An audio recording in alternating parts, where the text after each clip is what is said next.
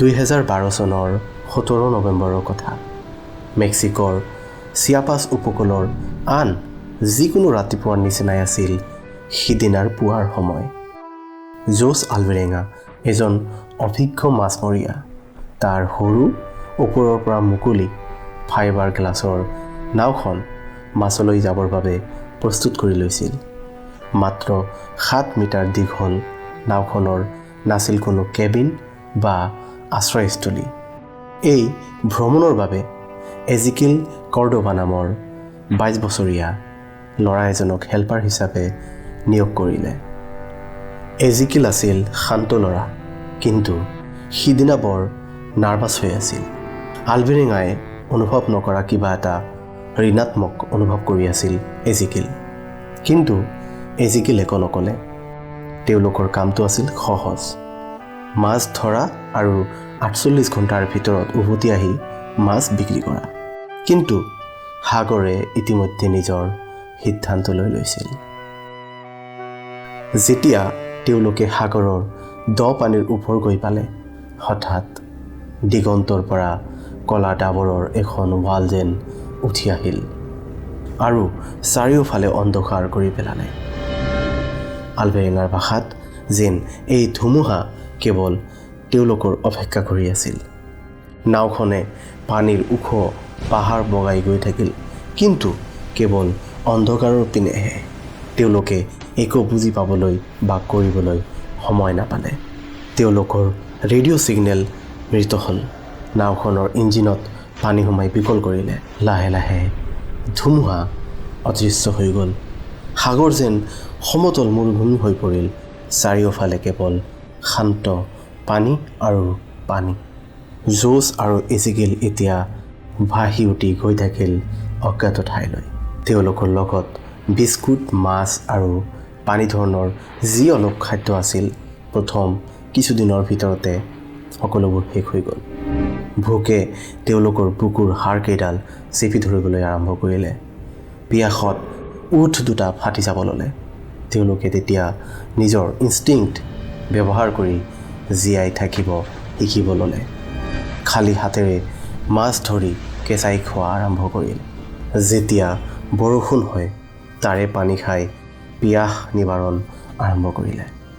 কেতিয়াবা কেইদিনমান একো নোখোৱাকৈও থাকিব লাগে আৰু এনেকৈয়ে সময়বোৰ পাৰ হৈ গৈ থাকিল। জোছে কোৱা মতে ৰাতিবোৰ যেন এতিয়া ফুচফুচাই কিবা কৈ থাকে, মাতি থাকে আৰু সতৰ্কবাণী শুনাই থাকে। আৰু এজিকিলে প্ৰথমে এইবোৰ উন্মোচন কৰিবলৈ ধৰিলে। এজিকিলে মাত শুনিব ধৰিলে। এইবোৰ ভ্ৰম নাছিল। এজিকিলৰ মতে সাগৰে তেওঁলোকৰ লগত কথা পাতে, তাৰ নাম ধৰি মাতে, শান্তিৰ প্ৰতিশ্ৰুতি দিয়ে যদি সি নিজকে সাগৰৰ ওচৰত এৰি দিয়ে।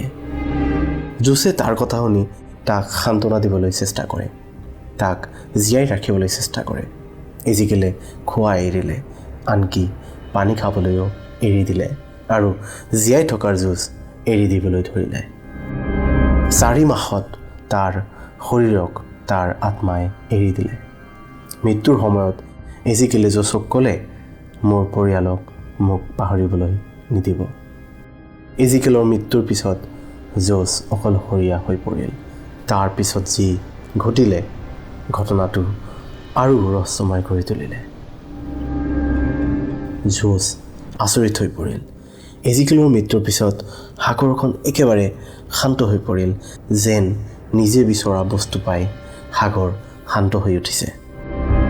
জোছে কয়, সেই দিনবোৰত তেওঁক যেন সাগৰৰ পানীয়ে চাই থকা অনুভৱ কৰিছিল।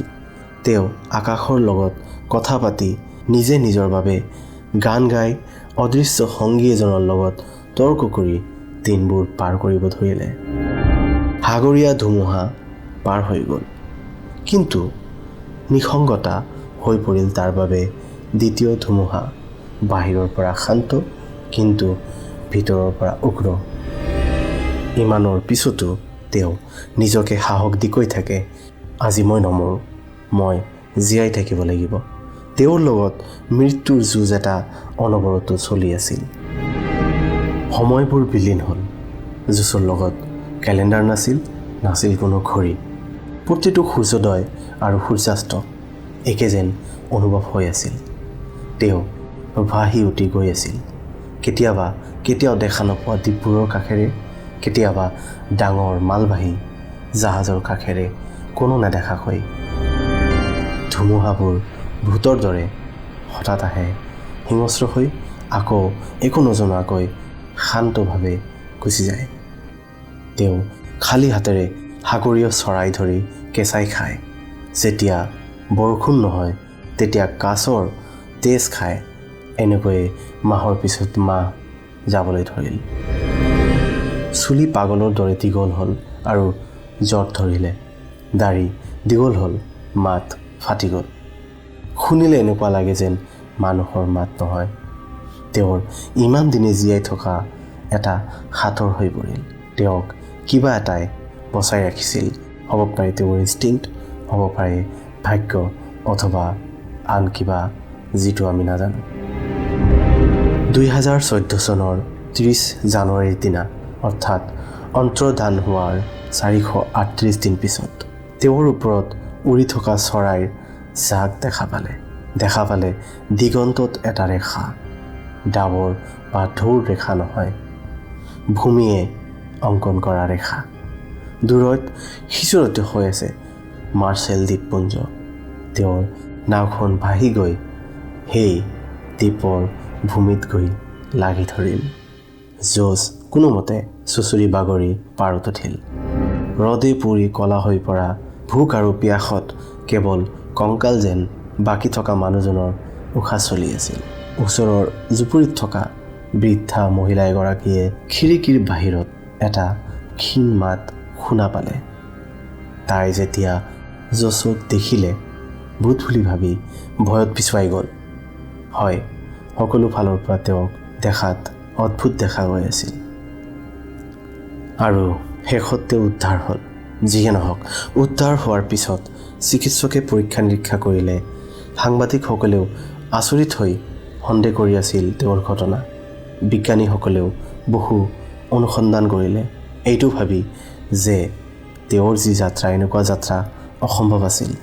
তেওঁ 10,000 কিলোমিটাৰৰ ওপৰত ভাহি গৈছিল। তেওঁৰ নাও কেইদিনৰ ভিতৰতে উলটি যাব লাগিছিল বা ডুবি যাব লাগিছিল। কেনেকৈ ইমান সৰু নাও এখন বছৰৰ ওপৰত সাগৰৰ ডাঙৰ ঢৌবোৰক তিষ্ঠিব পাৰিলে? ছাৰ্ভাইভেল এক্সপাৰ্টসকলে কোৱা মতে বেছিভাগ মানুহে কেৱল 10 দিনহে টিকিব পাৰিব। বহুত বেছি শক্তিশালী মানুহ এজন বৰ বেছি 30 দিন। ইতিহাসৰ পৃষ্ঠাত জোছৰ বাহিৰে ইমান দীৰ্ঘ সময় ছাৰ্ভাইভ কৰা আন কোনো নাই। জোছক যেতিয়া প্ৰশ্ন কৰা হ'ল কেনেকৈ তেওঁ এই উন্মাদনা, ভোক, ধুমুহা, নিসংগতাৰ পৰা ৰক্ষা পৰিল, তেওঁ উত্তৰত ক'লে, সাগৰখনে মোক জীয়াই ৰাখিছে, মোক খুৱাইছে আৰু মোক ৰেহাই দিলে, মোক ঘূৰাই পঠালে। আজিলৈকে জোছ কিছুমান বিশেষ ৰাতি বা দিনৰ কথা ক'বলৈ বা জনাবলৈ অস্বীকাৰ কৰে। আজিও ৰাতি কেতিয়াবা টোপনিৰ পৰা সাৰ পাই উঠে যেন ঢৌৱে তেওঁক মাতি আছে। কিছুমানৰ মতে তেওঁৰ জীয়াই থকাটো ভাগ্য আছিল।